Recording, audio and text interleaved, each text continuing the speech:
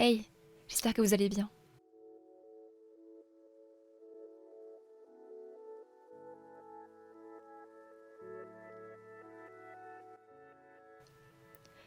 Aujourd'hui, je vous propose de m'accompagner un petit peu dans du dessin d'observation avec de l'aquarelle dans un premier temps et de la gouache. Dessiner ce qui nous entoure, reproduire ce qui nous entoure, c'est l'accès direct vers la capacité de créer des mondes imaginaires, car l'exercice est extrêmement bon pour notre esprit, car on s'imprègne de tout ce qui nous entoure et après on peut le faire évoluer dans notre esprit. Tous les mondes imaginaires partent bien de quelque part.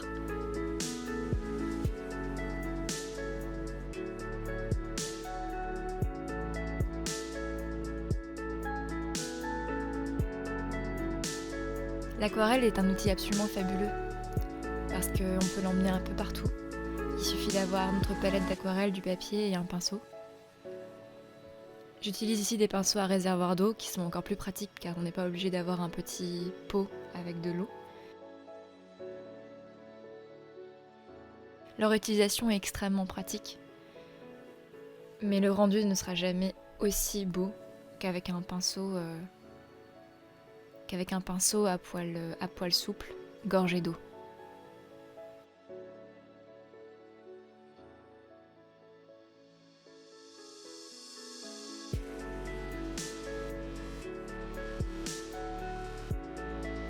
Le dessin d'observation ou la peinture d'observation, ça peut être un exercice extrêmement reposant, car le but est d'observer ce qui nous entoure et de le reproduire fidèlement ou pas, selon notre propre point de vue, sur papier.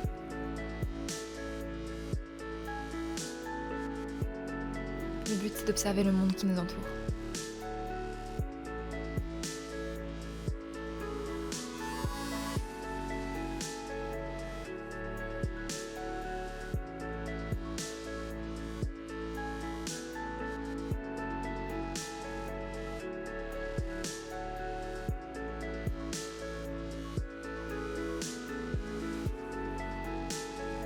Le petit canard et les quelques feuilles que j'ai dessinées, c'était donc du dessin d'observation. Mais il a fait froid, j'ai dû rentrer. Et quelques jours plus tard, je me suis attaquée à la cascade, qui m'avait beaucoup plu. Donc là, c'est plus du dessin d'observation, c'est plutôt une sorte de dessin de souvenir.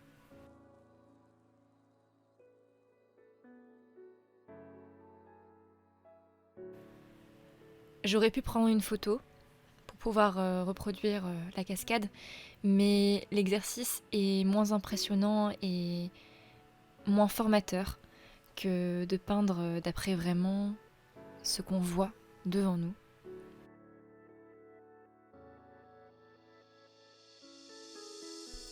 J'ai d'abord posé en couches extrêmement claires et extrêmement fines, un peu d'aquarelle, pour être sûr qu'il n'y ait pas le blanc de la feuille qui soit visible.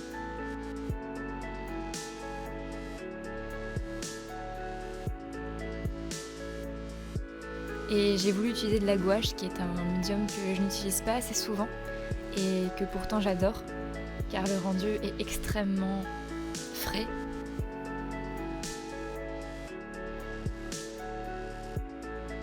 Avec la gouache, j'aime travailler par aplats de couleurs et par petites touches. En réalité, vous allez voir que toute cette petite peinture n'est faite que d'après quelques touches de couleurs.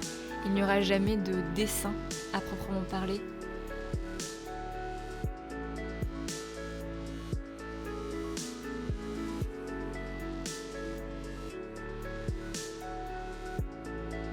La gouache est une peinture extrêmement opaque, donc c'est pour ça qu'on peut se permettre de travailler du plus foncé au plus clair, ou alors à l'inverse, mais l'inverse n'est pas le plus pratique dans ce cas-là, puisque on cherche à donner une sensation un petit peu de volume, de feuillage luxuriant, et donc travailler du plus foncé au plus clair, le plus clair étant la lumière, le plus foncé étant plus le feuillage dans la pénombre. C'est beaucoup plus pratique de travailler dans ce sens-là.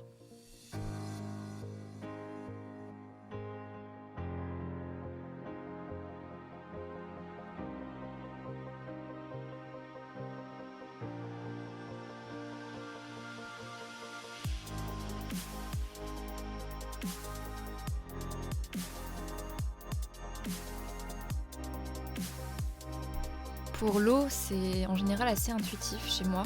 Je saurais pas, j'ai pas de méthode pour peindre l'eau, mais ce qui est important finalement, c'est qu'il y ait une véritable différence entre les mouvements du pinceau, puisque la cascade est une eau qui se déverse et elle se déverse dans un lac qui est à l'horizontale.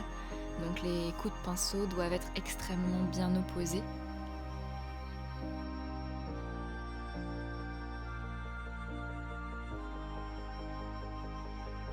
Le reste après n'est que du détail. Finalement, c'est le genre de style de peinture où c'est l'effet voulu qui est le plus important. Ce n'est pas forcément extrêmement réaliste. Le but, c'est vraiment d'avoir cet effet de végétation luxuriante, de mouvement de l'eau, de cascade.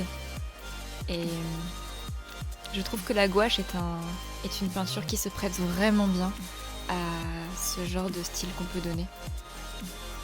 Le but est une impression d'ensemble. Ce n'est pas de regarder dans le détail. J'ai juste peaufiné après avec un Posca blanc les petites gouttelettes d'eau qui peuvent s'échapper de cette cascade. C'est important aussi pour moi de noter la date de mes dessins, car je peux constater après l'évolution. La date est un bon indicateur de la période à laquelle on a dessiné. Enfin voilà, je vous remercie de m'avoir suivi dans cette petite vidéo tranquille de dessin de la nature. J'en ferai probablement d'autres. C'est un bon exercice, c'est quelque chose qui me plaît beaucoup. Parce qu'on apprend énormément de ce qui nous entoure.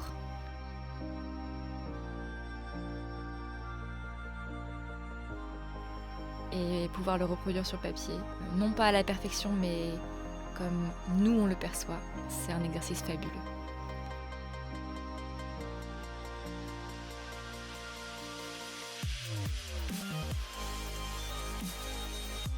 Je vous embrasse, prenez soin de vous et j'espère très bientôt.